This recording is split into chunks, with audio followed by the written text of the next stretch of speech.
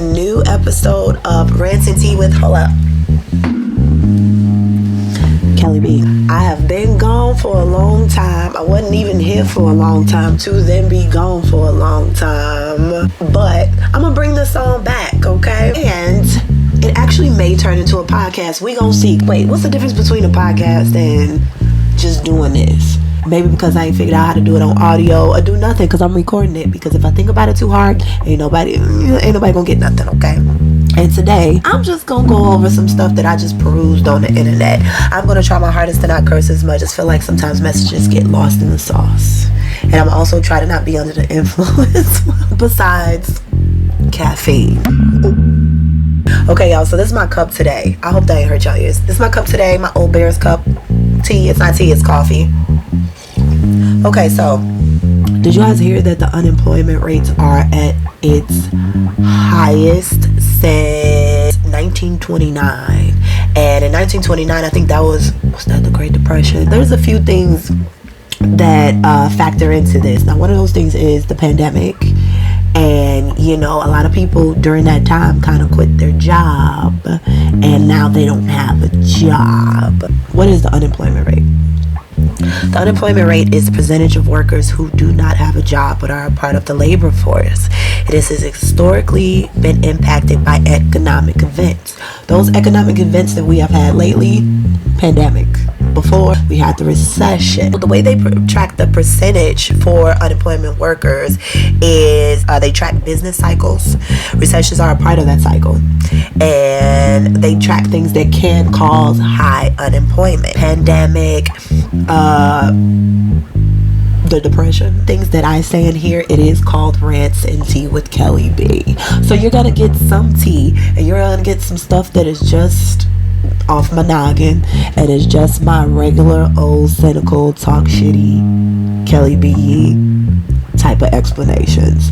And here we go with the talk shitty Kelly B type of explanations. Unemployment is all-time low. Right now, education system is shiduckies. And I'm not even going to put it all on the education system because a lot of times you can put things into children and put things into kids all you want to. If it is not reinforced at home, it don't stick. Okay, that's number one. Number two, we all saw that during the pandemic, not only did a lot of people laid off, absolutely, but a lot of people became entrepreneurs. A lot of people got a little bit of cushion for themselves for a while. And unfortunately, as Americans and as people, we're not good with finances. We're not good at seeing the long haul and then planning accordingly. And I say we because me included. I could screw over some money and I can screw over some chances, that's for sure. I've gotten better, but it's still a lot of work that I do need to do. I digress.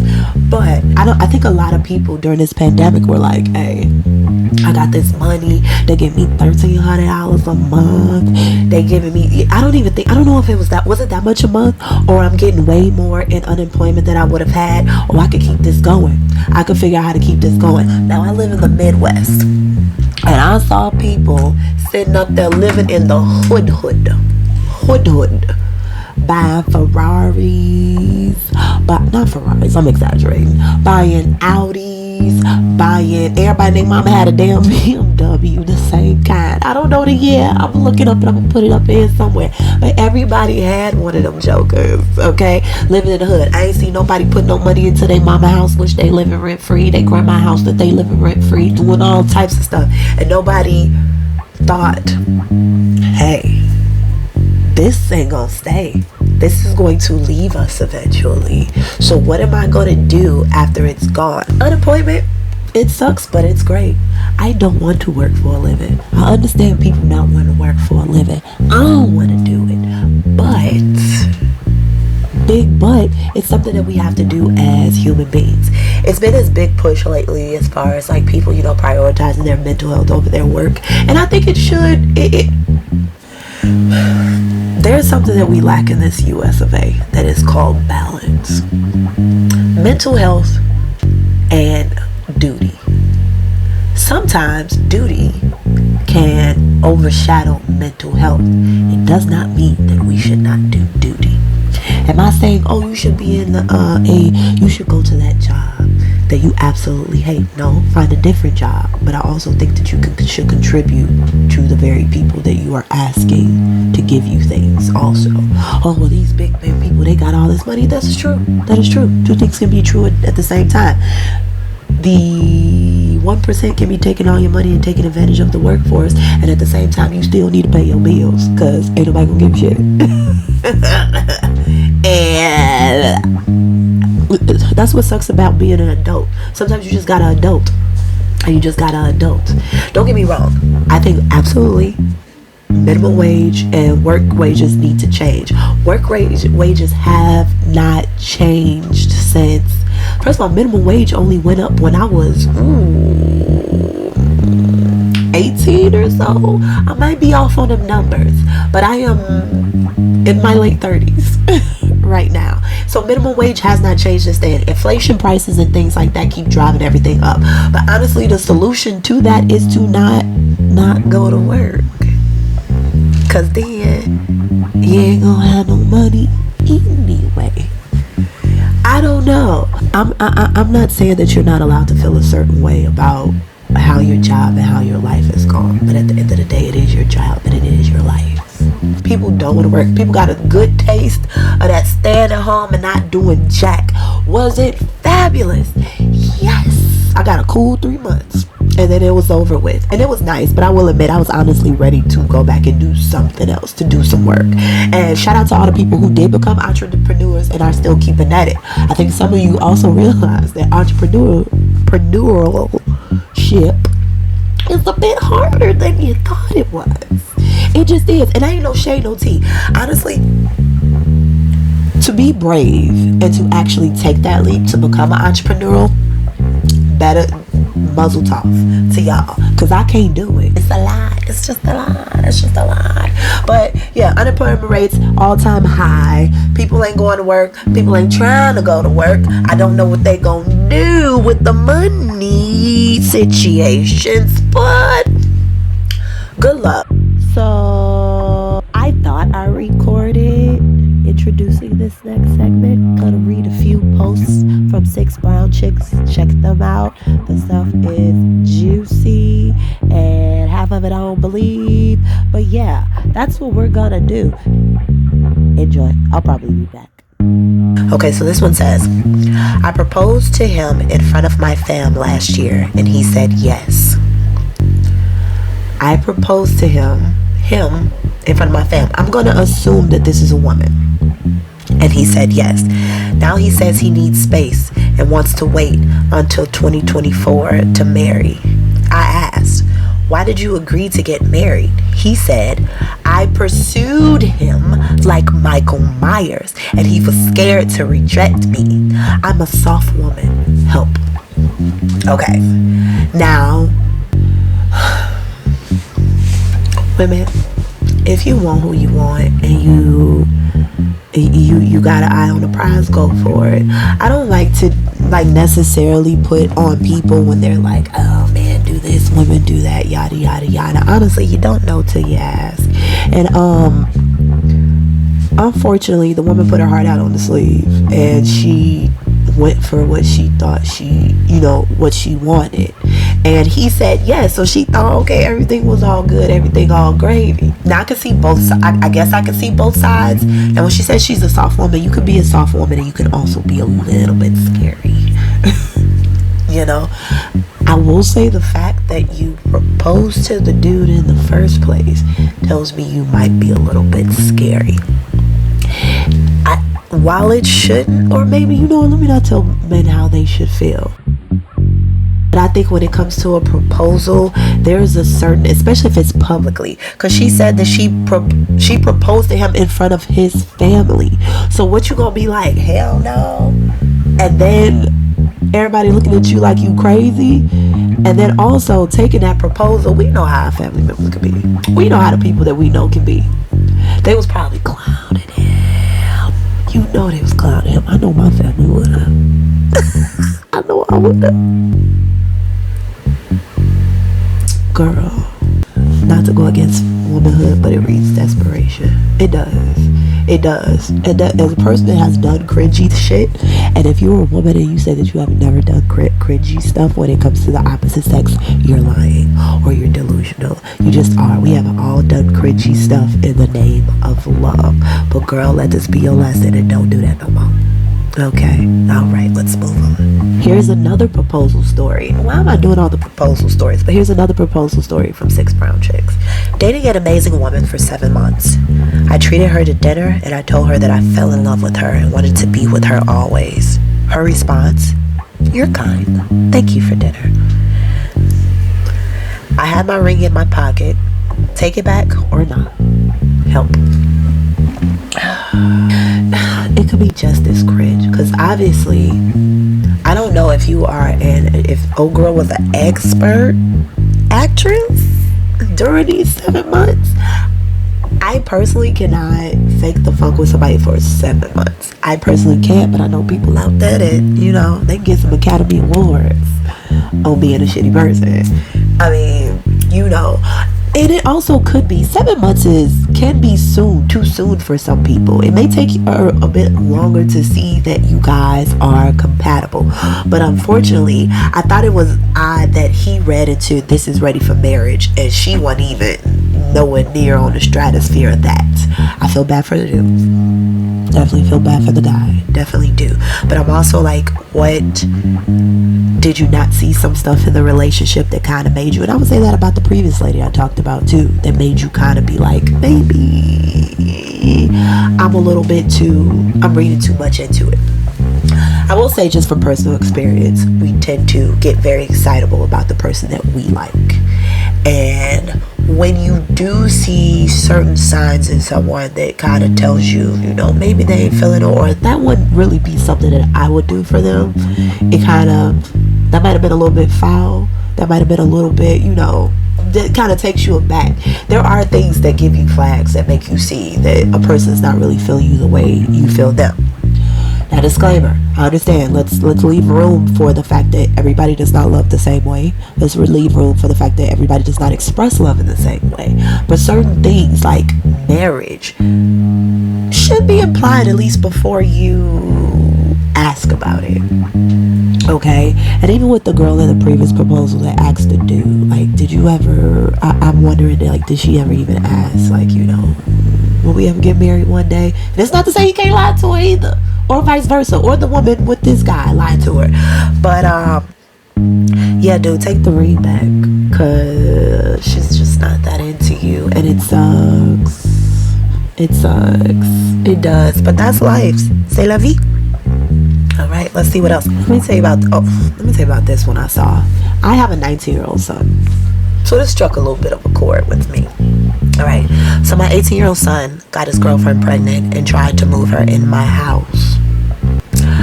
I told him I was done raising kids and I would not be helping. My mother invited the girl to stay and my son moved too.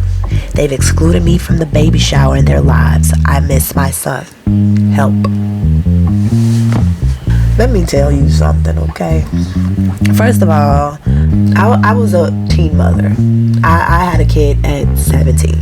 Obviously, my son is 19. You can do the math however you like. I have a wonderful, great kid. He turned out wonderful.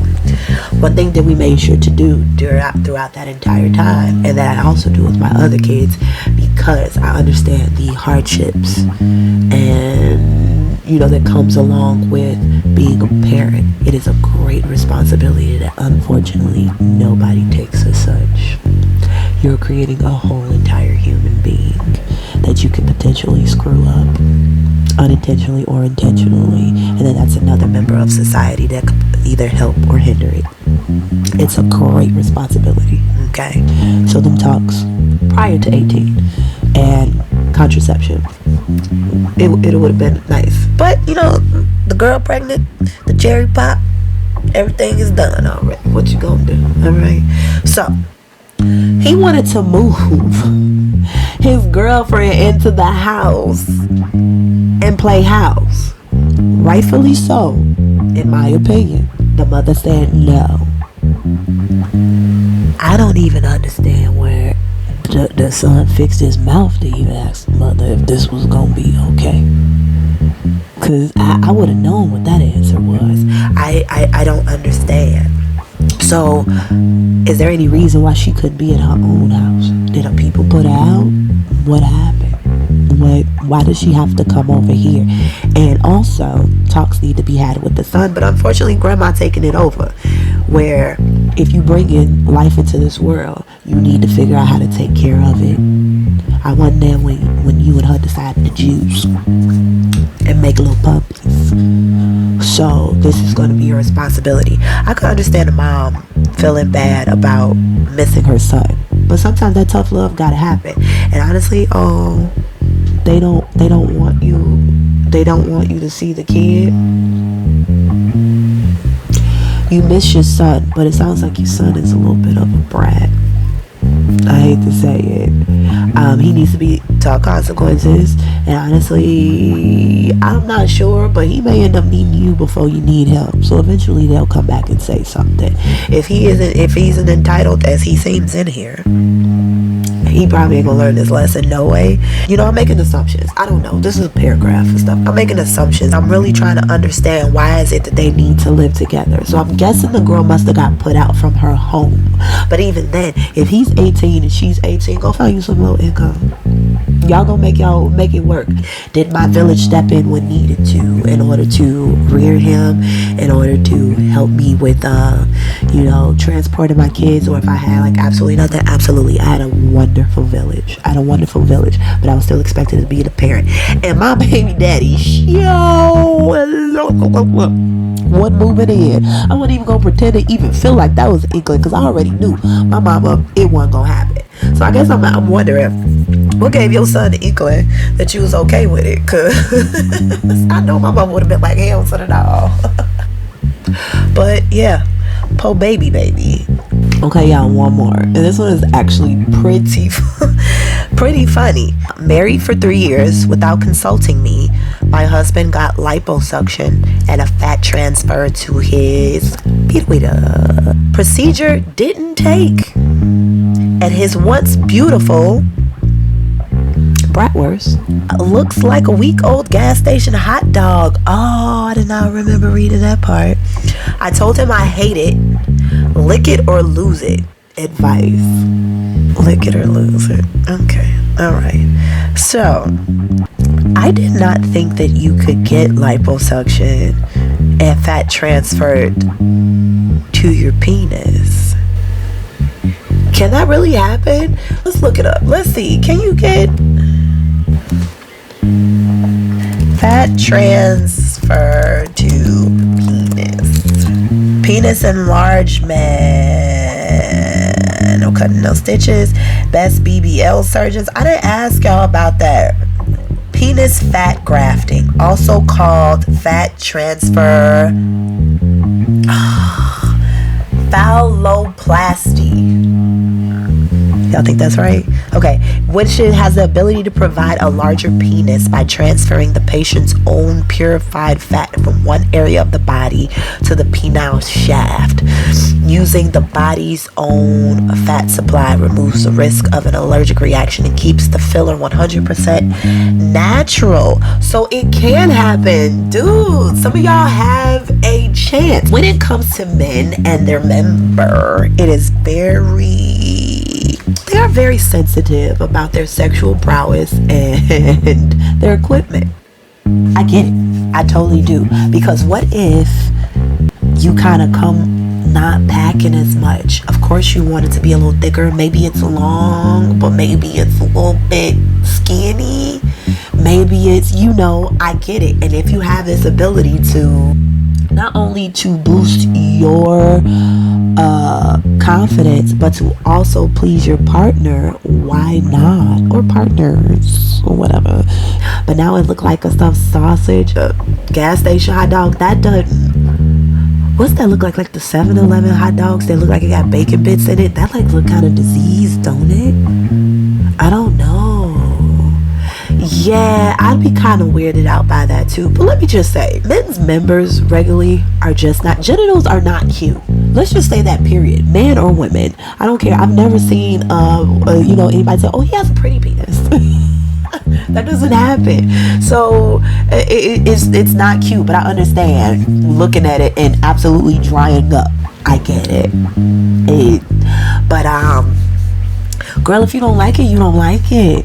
If you don't like it, you don't like it. What do you say? Especially like beforehand, was there a consultation or something that happened not only between you and him, but him and the doctor about the possibilities? Did he see, like, where'd he go? Did he go to this backyard person? I think you can be turned off, but also if you are married to this person, any more than his member, I would like to think, I don't know. And does it still work?